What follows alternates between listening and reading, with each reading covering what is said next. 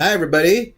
It is time for yet another installment of my super nerdy Star Trek Discovery official Starships collection unboxing time. But you'll note, right here, this isn't a ship. Dedication plaque. This is my first dedication plaque from Eaglemoss. So let's reach over and take a look at it here. It's becoming redundant, but packaging is always amazing on the Eaglemoss stuff. It's really cool. Who cares about what it says? I mean, we do, but who cares what it says on the box? What we care about is how it looks. So let's get into it here.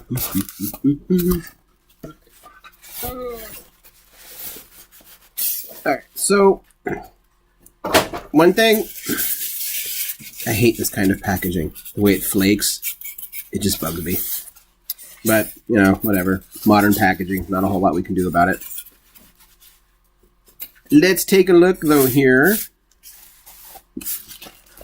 at, first off, it's really hefty. These are some proper dedication plaques. This isn't, I don't think it's a plastic, or it's like a hard plastic polymer or something, but I dig it. Really well done. San Francisco Fleet Yards. Did they used to call it San Francisco Shipyards? To think about that. I really like the arrowhead design here. I like how they do it for the shipyards. See, I said it. Fleet yards. USS Shenzhou, Walker class, Starfleet Registry, NCC 1227. I appreciate what they do down here. It's like the nerdy call outs and stuff, but man, that is packed with names. That almost makes it impossible to read. But I do appreciate it. I'm trying to look here. I mean, recognize some names. Kurtzman, Berg. There's Fuller on there. Alexander. Zimmerman. Every name we all recognize and whatnot. Little Rod Roddenberry shout out down there at the bottom. Right before his dad, Gene. That's kind of cool. And then their quote, all existing things are really one.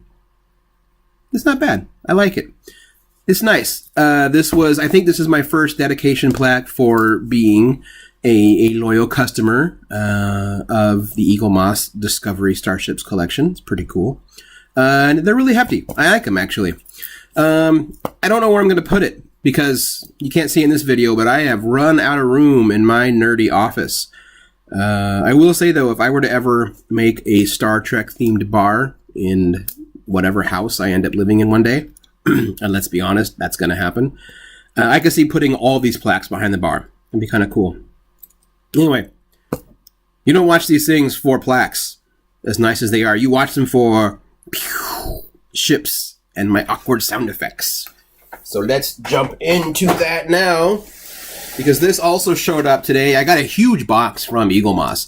It also included 2 size comparison posters that I won't be reviewing here, mainly because I don't have a really good way to display them. But they look nice. There's nothing really fancy to them. To be honest, it's something that, like, back in my, like, radio days and you worked on the street team or whatever, it's like posters you'd give away when you would, spin the prize wheel and win. Like, that's what they are. They're not good or bad. Like, they're just kind of existing, but it is neat to see the size comparisons, and without me showing them, the Discovery apparently is huge. It's the longest of all the ships in the series to date, at least Federation ships. Alright, opening it up here. This is our 5th Discovery Starship collection. This is the USS Europa.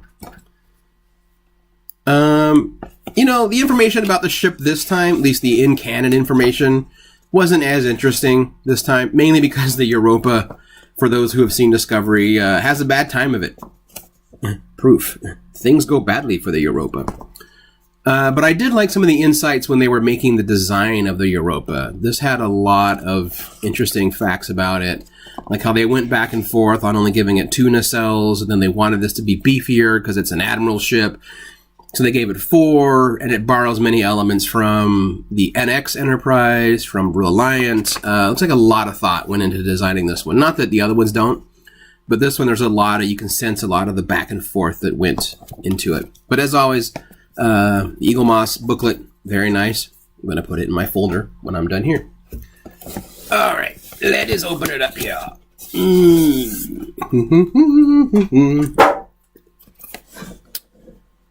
Are they getting bigger?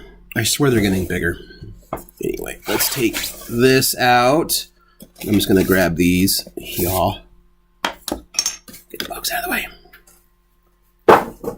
So yeah, USS Europa. It does feel like a much more beefier or bigger ship. It continues the trend of the square nacelles that we see in Discovery. In fact, I think it won't be until we get the Enterprise model that we actually get the round nacelles back. Again, we can kind of see if I can get it in here closer. Focus. It's not going to focus. What's weird is that the pictures show like one, like the Bassard collector here, and then two little dammits next to it. The model doesn't really have it, which I can get because that's super small. But I do appreciate the paint design. The Europa has the most militaristic naval paint design that I have seen on any of the Discovery ships so far. And from reading the booklet, that makes sense. Like, they really wanted to push the more military aspect of the Europa. Like, these are meant to be admiral flagships. They're meant to really kind of show off the might of Starfleet. Again, if you saw episode 2 of Discovery, challenge failed. So up here is what is meant to be the Navigational Deflector, taking a cue from the NX-01 from Enterprise. I gotta admit, I'm a little disappointed in the paint job here. Like, it's literally just a bit of plastic sticking out from the saucer section, painted sky blue. Like, okay. Not the best design on the paint job there. But I do like, the overall look. There's not a lot of visible seams. That was my big issue with the Bird of Prey last month, is you could just tell that like it was just joined in the middle. This one feels like a more cohesive model.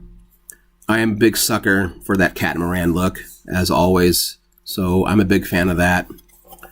I like the massive shuttle bay. I don't know. It's I like this design a lot, but as you guys have probably heard in these videos over and over and over again, like, I'm a sucker for that. NX Enterprise, Akira class, all that stuff. Like, I dig that look. Don't get me wrong, like, I love my secondary hull on the Enterprise, but I don't know, I just like this design. It's sharp. But how well does it stand up? That has been another issue with a lot of my Discovery ships. They are super front heavy with the saucer section, and they feel very precarious in their holder. But this was a big, wide one, and having already kind of looked at the instructions, this one holds well. So kudos on Eaglemoss on that one. I really, he says as he's dropping it. Okay, that's not Eaglemoss's fault. I didn't put it in the hole all the way. Yeah. But, no. That's going to stand up well, as opposed to some of my other ones that I'm afraid to even breathe next to. This is going to be stable. So, USS Europa firmly lands in the upper middle of the Discovery ships that I like the most. Right now, Shenzhou's still my favorite. That's Shenzhou. That's a sharp design. It's fun. Discovery, still my least favorite. It's just so flat. So flat.